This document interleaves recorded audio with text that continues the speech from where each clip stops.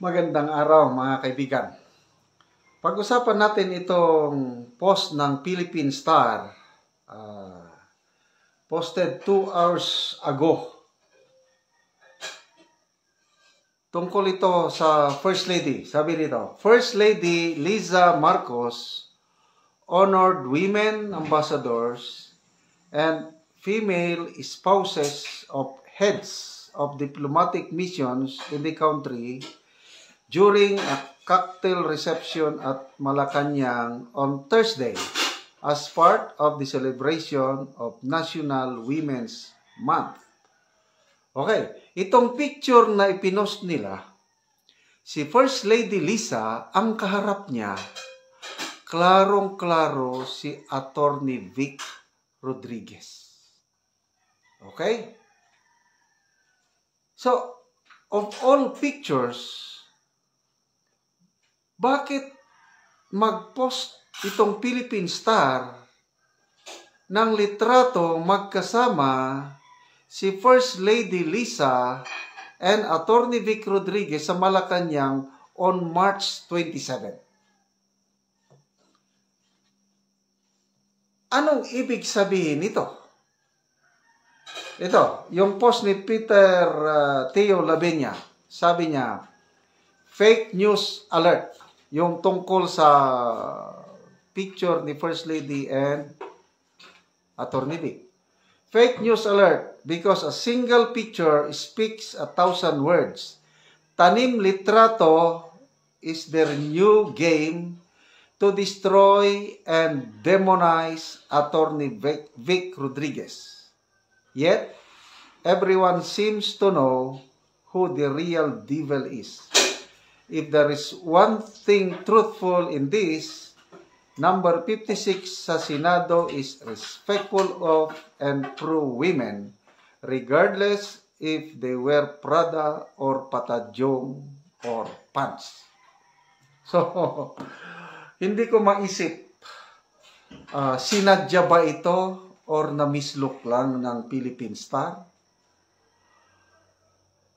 Ano ang possibility na mag-attend si Attorney Vic Rodriguez ng event sa Malacanang? Matagal na po silang nagkahiwalay ng landas. It was 2022, okay. Umupo ang Marcos Jr. July 30 yung take-out so July 1. July, August, September. So, umalis si Attorney Vic, end of September na eh. So, anong ibig sabihin nitong litrato na ito?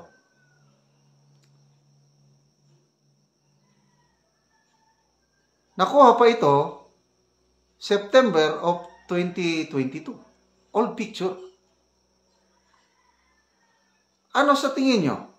Kung totoo yung sinasabi ng Philstar o Palacio na nagkaroon nga ng Women's Month celebration noong March 27, 2025. Ano yung chances na pupunta at mag-a-attend doon sa Malacanang at maligaya pa silang nag-uusap ni First Lady Liza Araneta Marcos? So, kung sundin natin yung mind ni Peter Teo Labenya, kung ito sinadya, gusto nilang sirain si Attorney Vic Rodriguez. Kasi makita nga naman na para bang nagbalimbing na si Attorney Vic. Di ba si Attorney Vic, nasa PDP laban naman.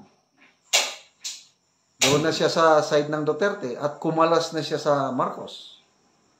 So ang ito, opinion ko lang ito ha. I might be wrong.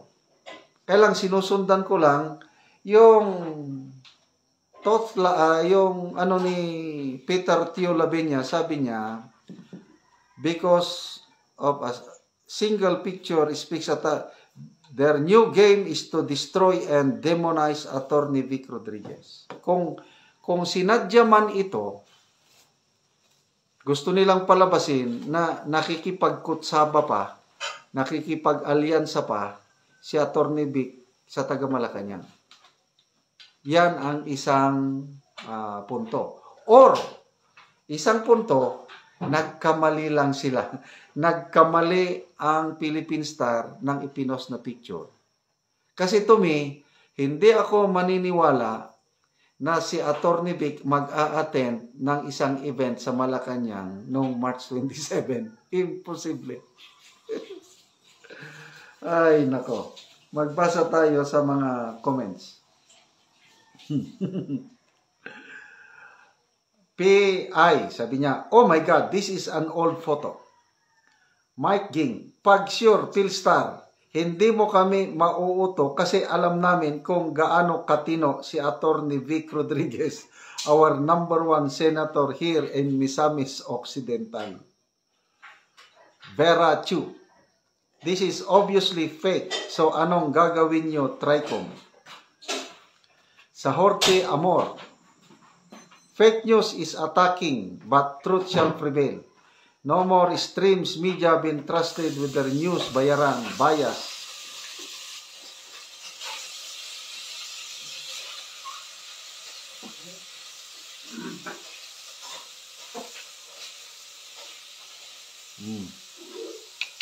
Elise Nicole Catalan, sabi niya, part of me thinks their own people are sabotaging them.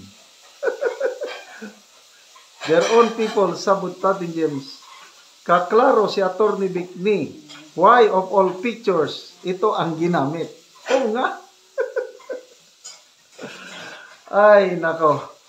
Binubuking nila ang kanilang sarili. Grace Rosalejos Hugaw. Atty. Vic Rodriguez? Yes. Klarong-klaro si Atty. Vic. Susan Ilio, 2022 pa yan na photo. Oo nga. Leah Madelo Apal. Their public relation is working wise now. Very obvious ang trend in big news network, the way stories are presented. Conchita Lagunatan. Enjoy your vacation, madam, in Los Angeles. I don't know kung ano ang reaction ni Atty. Vic pag makita niya ito. Atty. Vic, paki-comment naman yung picture mo, tinablis ng Philippine Star. Kasama kayo ni First Lady Liza Araneta Marcos. Okay, salamat mga kaibigan sa inyong pagsubaybay sa ating channel. Nakakatulong kayo ng malaki sa Tribong Talandig dahil ang sweldo natin sa channel na ito is pantulong sa Tribong Talandig. Namimigay tayo ng libreng yero at pako para ma-repair ang sira-sirang bahay ng Talandig. Panoorin nyo ang video na ito.